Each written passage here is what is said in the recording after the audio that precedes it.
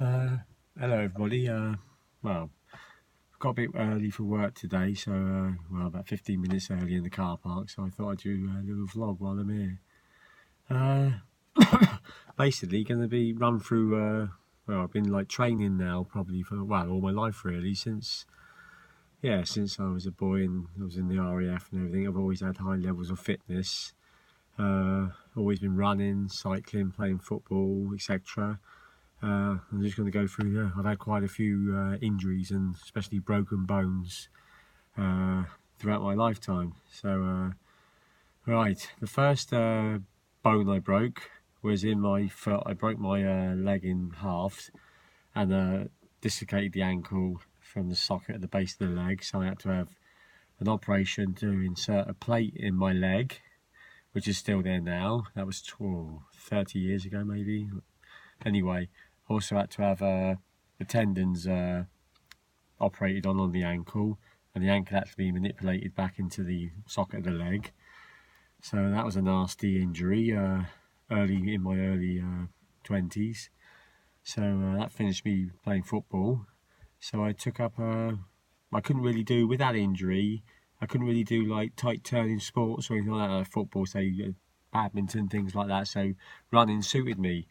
So then I took up running for years and years, mainly running, and became an obsession.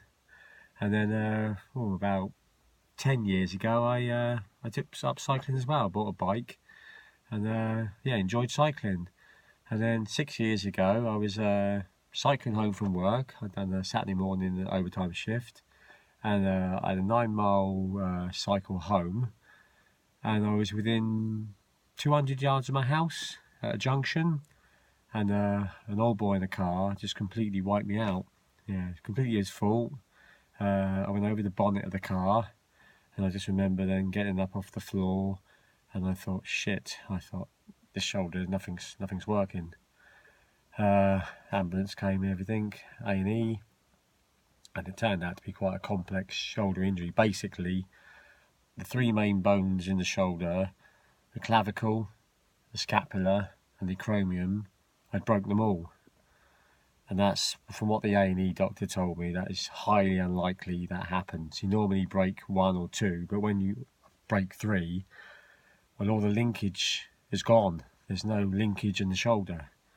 So I had to have a specialist come down from London to assess the injury.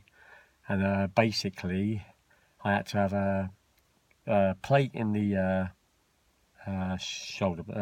collarbone, which, if you want to see it, I don't know if you're squeamish, turn away, but I've still got the plate here now. There it is there. If you can see that. So there's a plate there. I had to have screws then in the acromion. There's just a couple of screws here. And the shoulder blade is so thin, they can't really do anything with that, so that just naturally healed. But that laid me up for 4 months, and then obviously a lot of intensive physiotherapy then, which was excruciating because basically it was like starting again. It was like, it was pretty awful really, but had to be done. Anyway, got over that, and then about 2 years later, hit a wall on a bike, and I broke the other shoulder blade and collarbone. Imagine phoning the wife up and explaining that, good God. 2 years after that one, done that. It's quite an extensive break on the shoulder blade. It was like a lightning effect. And initially, I knew straight away the clavicle was broken, but they didn't pick it up. I had about 3 or 4 x-rays and scans, and it was unbelievable. About 3 weeks into it, they picked up that the collarbone was broken. Unbelievable. I couldn't believe it. I could feel it. Obviously anybody who's broken their collarbone knows, you could feel it's like a step where it's sheared away. But because obviously, thankfully, it wasn't a clean break like this shoulder, it naturally healed, and then eventually the step just kind of smooths away. Anyway, so when I recovered from that, and since then, touch wood, I've been injury free and enjoying cycling. Obviously I feel the injuries on long rides. If I limit myself at the moment to like 2-hour rides, 3-hour rides. I used to do maybe sometimes 5-hour rides, but I tend to feel now that the shoulders suffer. So well, just see how it goes basically.